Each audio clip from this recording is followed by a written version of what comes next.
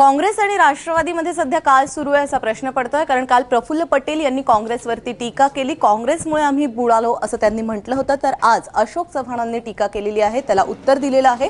राष्ट्रवादी पक्ष वाढवण्याची जबाबदारी काँग्रेसची नाही अशा शब्दांमध्ये अशोक चव्हाणांनी प्रफुल्ल पटेल यांच्या टीकेला प्रत्युत्तर दिलंय। आघाडी सरकारमध्ये जसा राष्ट्रवादीचा तोटा झाला तसाच काँग्रेसचाही झाल्याचं त्यांनी सांगितलंय। नंदुरबार धुळे जिल्ह्याच्या दौऱ्यावर असलेल्या चव्हाणांनी यावेळी पटेलांसोबतच युती सरकारचा देखील समाचार घेतला। सोशल मीडियावर चालणारं सरकार ट्विटरवरील तक्रारींची दखल घेतं, पण शेतकऱ्यांकडे पाहायला त्यांना वेळ नाही अशी टीका अशोक चव्हाणांनी केली आहे।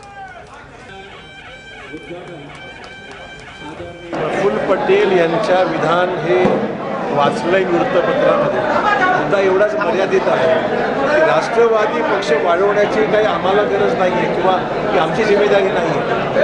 त्यांच्या पक्षामध्ये आघाडी पक्षाचं सरकार होतं, त्यामुळे आघाडी सरकारचे फायदे आणि तोटे हे दोघांनाही झालेले आहेत, हे मान्यच करावं लागेल काही प्रमाणामध्ये। राष्ट्रवादी पक्षाला जे काही सोसावं लागलं तसं आम्हालाही पक्षाने काँग्रेसने त्याच्यामध्ये काही नुकसान झालं नाकारता येत नाही, परंतु राष्ट्रवादी काँग्रेस पक्ष वाढवण्याची जिम्मेदारी काँग्रेसची निश्चित नाही।